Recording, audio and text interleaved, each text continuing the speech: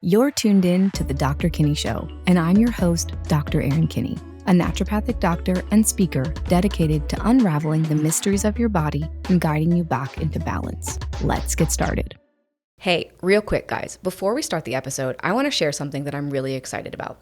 I know how hard it can be when your hormones feel out of balance, low energy, mood swings, and not feeling like yourself, which is why I created the supplement line Optimal Harmony. With natural science-backed ingredients, it's designed to support your hormones, stabilize your mood, and help you reclaim your energy and confidence, because when your hormones are balanced, everything feels easier. You deserve to feel amazing every day, so let Optimal Harmony line of supplements help you get there. Hey everyone, welcome back to another episode of the Dr. Kinney Show. This week I'm really pleased to have joining me Jennifer McKinnon, and she is a CF or Cystic Fibrosis advocate and warrior. She herself is a CF survivor, and I'm really excited to have her on the show. She's also just a general badass woman, so I'm excited to hear her story and talk about how she is spreading awareness about CF in general. So thank you so much for coming on the show. Thank you, and thank you for having me, and I'm excited to share my story and kind of raise awareness for cystic fibrosis. Yeah. So can you start by sharing your personal journey? Like when were you diagnosed and like that whole thing? Absolutely. I was born back in 1979. And diagnosed with cystic fibrosis 6 weeks later. From stories from my parents and stuff, my mom said she knew right away. We all have that mother's instinct. She knew right away something was wrong. Yeah. I was eating and not gaining weight and failure to thrive. Yeah. And so they took me back to the doctors and they ran some tests and they told my parents, have you ever heard of a disease called cystic fibrosis? Yeah. And just a few years prior to that, my parents just buried my niece from cystic fibrosis. Oh, wow. And so it was in your family. Looking back a little bit further, I was the third child in our extended family to be diagnosed with cystic fibrosis. So my parents knew right away what the disease can cause, what it does to a family, all of the things. But they were ready to fight, and I think that's where I get all my power and to fight and to keep going is from them. Yeah. So back to being diagnosed. I was diagnosed in May of 1979. Back then, there was little to no drugs for CF. Nothing. My parents took me to one doctor, and they said, there's nothing we can do. Take her home, give her a good life. She won't live past 2 or 3. So my parents did what most parents do. They said, okay, we're going to find another doctor. Yeah. Let's find some more answers. Good job. So I went to Children's National Medical in D.C., and with a great doctor there I was there for, up until my teenage years. And he was fantastic. He said, we're going to fight this. We're going to do everything we can. Again, being in the 70s, there was no medicine. There was no, I take nutritional enzymes. I take a whole list of medicine. There was nothing out there. But my parents kept fighting and kept fundraising. I kind of feel like my dad took on the cause, and he said, I'm going to start fundraising. Yeah. And he has put on several events. We've raised over $1 million for CF. We do lots of different projects and lots of different events and stuff like that. But anyway, going back to, like I said, being diagnosed in the 70s, there wasn't much medicine, there wasn't much to do or to give me. As the years went on and it progressed, there was different medicines in the pipeline. Still nothing for the underlying cause of CF. So I do a ton of, even to this day, I still do 2 or 3 hours of breathing machines a day, nebulizers. Isn't there like a vibration thing? Yes, you got it. It's called the vest. Yes. And what it looks like, it looks like a life jacket that you wear on your boat or whatever, and it clips, and you put it into 2 different tubes, and it blows up, and it just shakes what I call all the junk off your lungs, and you can kind of cough it up and get rid of it. Like I said, to this day, I still do breathing machines a couple times a day. But in 2019, I was extremely sick. It was the summer of 2019, and I go to Hopkins now. Yeah. I go to a doctor named Dr. Michael Boyle, who single-handedly have saved my life on multiple occasions. So he's the best doctor out there. But it was July of 2019, and I went in for my regular CF checkup, and he said, sit down, we have to talk about some stuff. And I knew right then that it wasn't good. Yeah. We talked about possibly being listed for the transplant list. For a lung transplant. For a double lung transplant, and also possibly a liver at the time. And all it was talk, but even just getting to the point of talking about it was pretty nerve-wracking. Right? Yeah. And I had to come home and, talk to about things to my family that nobody ever, I wouldn't wish on anybody of, what to do, what we're going to do, all of these other things. And then my doctor said, but there is a new drug coming out in October of 19. So this is July, this is coming in October. And he said, you can't get any sicker from now until October. Yeah. If you get any sicker, we have to list you. But then if we list you and you get even more sicker, you can't have the procedure because there's a fine line between how sick and stuff. Anyway, long story short, October 2019, and there's a drug named Trikafta that came out. Yeah. And at the time, like I said, I was too sick, so I couldn't be in the trial. So I was literally waiting for the day for this thing to be approved. It got approved by the FDA, and the morning it got approved, I drove to Hopkins to get it. Waited outside their pharmacy until they opened, and I was the first patient out of Hopkins not on the trial to get on this drug. And I couldn't I couldn't get home fast enough. I was surrounded by my children, and I popped these pills. And you just wait, see what's going to happen. You know, I pop 30 to 40 pills a day, so I took these pills, and I'm waiting, and then I took the evening one, and I'm waiting, and I'm waiting for this miracle to happen, right? Some crazy thing to happen, and within 3 days, you felt better. I was a whole new person. Amazing. And it's funny because, my kids, they know about CF. They know what mom goes through. They see me go through the breathing machines and the hospitalizations and all these other things. And it was probably a week after I started Trikafta, they were both laying on my chest. And we were just snuggling. And they're like, Mom, your chest isn't rattling anymore. I'm like, I know, because I can breathe. I can take deep breaths. I can breathe. So it was such a great feeling. And then, so that was in 2019. And then just a couple weeks ago, they approved another drug for my mutation called Aliftrek. And so actually I started that this morning. Oh, fantastic. I popped my first pills that's this morning. So today's a great day. Yeah. Today's a great day. So we'll see really how you're going to keep feeling even better. From there. Yeah. It's amazing to hear, think about how far medicine has come since you were, it's unbelievable too, because CF doesn't get any money from the government because it doesn't affect enough people. Yeah. So most of all the money we get is from fundraising. So that's why I'm so passionate about fundraising, and I do all these different events and attend different events and speak at different events. Yeah. Because there is, even though I have a drug, with CF, there's many different mutations. Yeah. And these two drugs, there's still people out there with CF that don't have the right mutations that this drug works with. So I'm still fighting for them. I'm still fundraising for them because they need to experience what I've experienced. Yeah. And it's pretty amazing to be able to breathe. Yeah. Well, can you maybe give some basics, just if someone is listening and doesn't know anything about CF, which is common because, as you said, it doesn't affect, it's not a huge portion of the population, but it's definitely, when it does affect you, it's a pretty serious disease. So typically it's a genetic mutation, correct? Yes. It comes from both parents, and then there's a 1 in 4 chance of your child having it. So I have a brother and a sister. Neither one of them have CF. Yeah. I have CF. But both of your parents are carriers. Both of them are carriers, which they didn't know until I was born and diagnosed, which most people don't know. Yeah. But now... you can get tested for that when you're... before you can. And it's also in the newborn testing now, newborn screening, which is great. But what CF is, it's a lung... Most people know it as a lung disease, and it just causes sticky mucus in your lungs. It kind of...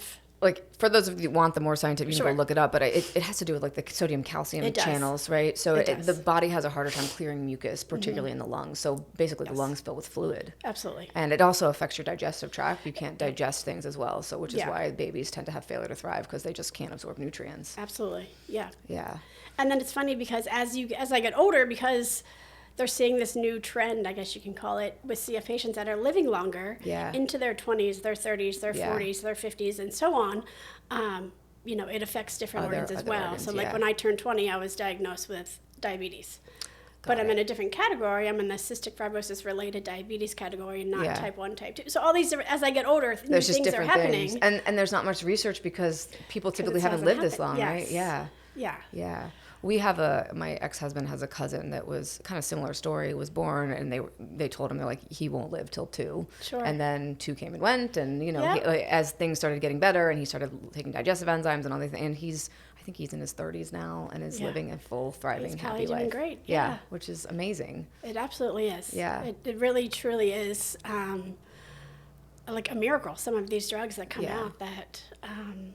Yeah. So thank you for doing the work that you're doing to raise money and to advocate and raise awareness. And, I look back and think, gosh, if I had somebody who had done that, not necessarily done that, but like that I could possibly look up to as a role model, like, oh, she did it. She's thriving. She's working. She has children. But you didn't have that, right?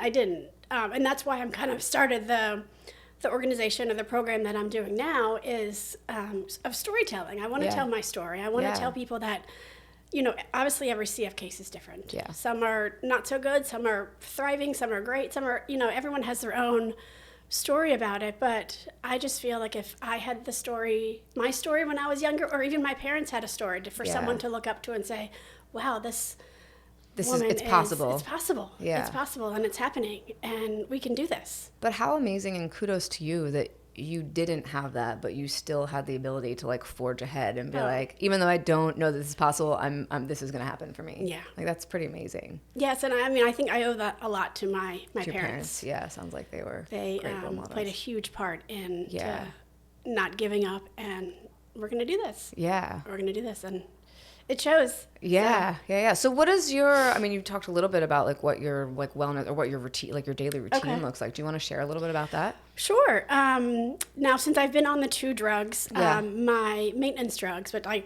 like to call them maintenance drugs, my nebulizers and inhalers and the vest. Yeah, just things to keep the lungs in a good place. I do all those. I used to do them twice a day. And I do home IV therapy, antibiotics, that kind of thing. Now it's kind of scaled down a little bit because luckily I do have this drug that's helping. Yeah. So I do my nebulizers and breathing machines probably a handful of times a week. Maybe that's amazing. Maybe Which down to saves once. You so much time, right? It does. Yeah. It does because CF is a full-time job in itself. Yeah. Not only the physical part of breathing and machines and all of the stuff, but doctor's appointments, dealing with all that. Refilling prescriptions and referral. all of the things, X-ray, CT scan, all the things that you have to do just to be preventative medicine to see what's coming or what's happening. Not to mention, the lungs, in this, you're much more susceptible to all kinds of infections, right? So yes. you end up, how many times have you been hospitalized over the course of your life? So many times. A lot. Yeah. Yeah. And you think about how much time that takes just to deal with all that. Yeah. It's a lot. It's taught me to be very organized. I can tell bet. You what date, what happened, what time, yes. that you kind have of a whole, thing. Is your file very walk thick? in with my binder and they're like, oh God, she's here. But yeah, it's taught me a lot to just having a chronic progressive disease where you never really know. Like what? No one knows, I should say, what's really going to happen, but you just have this extra thing on you that says, well, I'm still here. Yeah. I'm still. Yeah. So. Yeah. So what do you do? What do you do for fun, or what brings you joy? What do you do that gets you out of the worry about that? Do you have a good practice that keeps you in almost like a stress management or something keeps you feeling good? Having CF2 is a mental challenge as well, right? Because you have to get up every day and say, even though, your lungs might be bleeding that morning, or you're this or that. You have to get up, and I still need to get my kids ready for school and get up out of bed, and I do all these things. So it's definitely a mental battle as well, but physical battle. I belong to a local gym here, who I've been the owner, who I've been friends with for probably 10 or 15 years. Oh, nice. That is my space. I go there. Nothing else matters except for I'm lifting on that bar at the time. Awesome. Right? Yeah. So that you lift. is a huge. Yes. That's fantastic. We just did an episode about and boot camp and all of the great classes that they offer, and also my children. Yeah. They are just the best things. I have 14-year-old twin girls named Stella and Tegan. And they're getting ready for high school next year, which I don't know. So 8th grade? They're in 8th grade now, yes.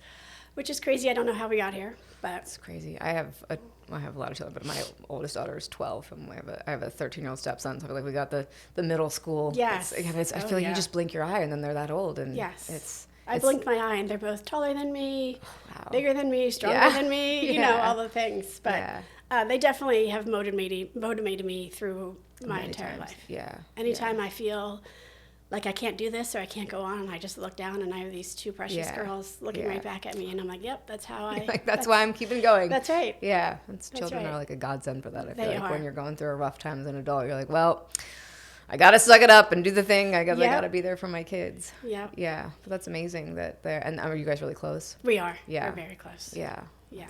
That's awesome. Yeah. They're the best, for sure. Yeah. Okay, so kids, gym, anything else? Do you have a faith practice? I do. I've just actually recently started back into my faith. Nice. I questioned it for a little while. I think, all of us go understandable. through these different moments in life where, you're at the highest of the high or you're at the lowest of the low. And when you're at the lowest, you kind of question. Yeah, like why is this happening to me? Why is this happening? Or even why is this happening to somebody else that you love? Or all of those things. Yeah. But just recently, probably in the last 6 months, I'd say. Yeah. My faith has really changed. Yeah. And, I grew up going to a private Catholic school right here in Annapolis. Yeah. So faith has always been a part of it. But I think in the past couple months, it's really come back. And I also have taken the time to learn it more and really investigate. And I'm in a group, so I can, we ask questions and see different people's point of view about it. And it's been great. Yeah, cool. Thanks for sharing that. I think having a faith practice, whatever you're dealing with in life, I think it just, like from a physiologic perspective, when you know that there's something bigger than you supporting you, it allows your nervous system to relax a little bit. Yes. And not to mention, I think it just makes you feel good, right? Like if you're in a good place with it, right? I know there can definitely be times when you struggle with that, but yeah, I think it's cool. Thanks for sharing that. Yeah. It's definitely, it can be a really big help. And I think anyone who's listening, if you're struggling with any sort of like chronic disease or chronic unexplained symptoms, or if you're listening and you have CF, like having it just is another support. Right. And I think all of us need support. If you're dealing with something like you're dealing with, you need more support, right? Because just like it's so hard to do all the things that you're doing, right? And support really helps you. It does. And that could look at a lot of different ways, but I think a faith practice can be a fantastic support that you 100%. can tap into at any time. It's free. You know what I mean? Like you can I don't know, I sometimes sometimes I have some really heavy patient visits and I don't have much time, but I always go into the bathroom. I have this little it's like a chakra clearing spray, but I usually will be like, thank you God for giving me the support. And I'll ask for support for the next one. And it's just, it's like a quick mini moment, but it just recharges me a little bit. Gives you that little jolt. Yeah. And it feels good to know that there's something out there that is helping you through the day or helping you through life or helping you through a hard time. Yes. And it's funny, I notice with my patients, the ones that have a really strong faith practice, they get better and they also feel better and are happier, but I see them progress and whatever they're faster. It's really interesting. So there's definitely something to it. There's something there. Yeah, there's definitely something to it. For sure. Cool. So what else do you want to share about CF?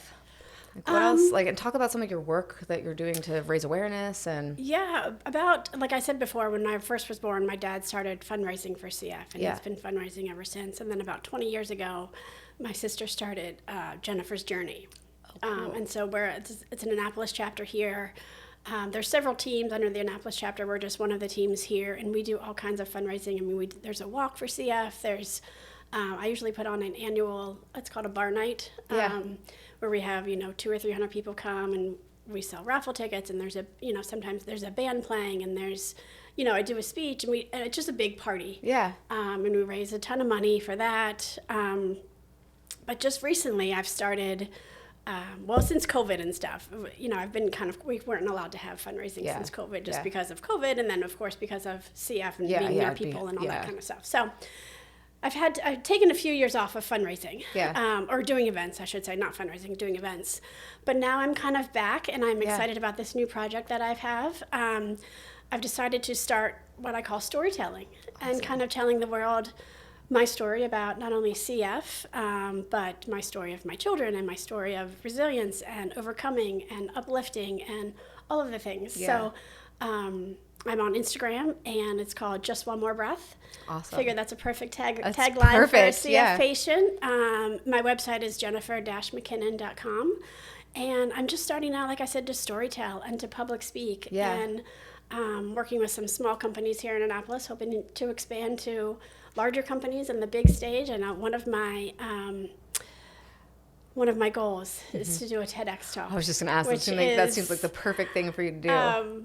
it's like, 10th on my list. I got to get through all the little ones and the big ones and all that stuff first. But, I applied for my first TEDx talk. So fantastic. That's we'll awesome. see how that goes. Yeah. And it might not be this year, but maybe next year. But that's such a great platform to get, and just to reach a huge audience. And it is. And just doing your research, looking at some of the previous, TED Talk. I mean, there's some amazing people out there sharing their story and sharing just what they've been through, and it's empowering. Yeah, it is. It is really empowering. One of the reasons I love doing this podcast is, I bring guests on, and I usually have everyone share their stories. And some of the stories, I'm just like, wow, people have been through a lot. And I hear that every day when I work with patients. But I think it's really cool when someone has the courage to share like what they've been through to help others. Right? Sure. And because that's the main goal. Like, this isn't about me. This is just about helping others. Yeah. If I can help one person say, amazing. what, I can do this. If she can do it, I can do this. Yeah. Or something along those lines. Right? Oh, 100%. I mean, I think that's one of the reasons people like to consume content like this, or, listen to TED Talks. They're like, wow, I want to be inspired. If that person can go through what they went through and still be up there giving a TED Talk, then why can't I? Sure. Right? Like, so I think it's such a cool storytelling, and it's like the age-old, we've been doing it for thousands of years, right? Exactly. That's how we learn. That's how we get inspired. So I think it's awesome what you're doing. Oh, thank you. And I'm glad you're here sharing your story here. Yes, thank you for having me. This is my first event so far, so I appreciate you. Awesome. Well, I'm honored to be the first event. Yeah. So do you have any events locally coming up?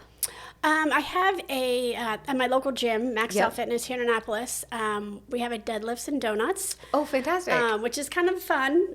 We've been having it there for several years. Yeah. Ashley, who is the owner of Max Out Fitness, is wonderful. She gives back to her community, so she's always saying, have an event. So anyway, we had this event for several years, and you come in and you deadlift, and we just line up a bunch of weights, and last year we had couple of guys from Navy come. Yeah. And I mean, these people are unbelievable. They can deadlift so much weight. I mean, we start out with the bar, right, which is 45 pounds. And obviously everybody. You just keep adding, and then you just keep adding, and then all of a sudden I'm like, we're at 690 pounds. Like, what? The bar bent. Like, it was crazy. Seriously? Just to see how fit and in shape some of these people are. 690 pounds? Yes. Wow. And people come from all over. They just want to see, they want to support. I usually really do cool. a little speech in the beginning, just a little storytelling.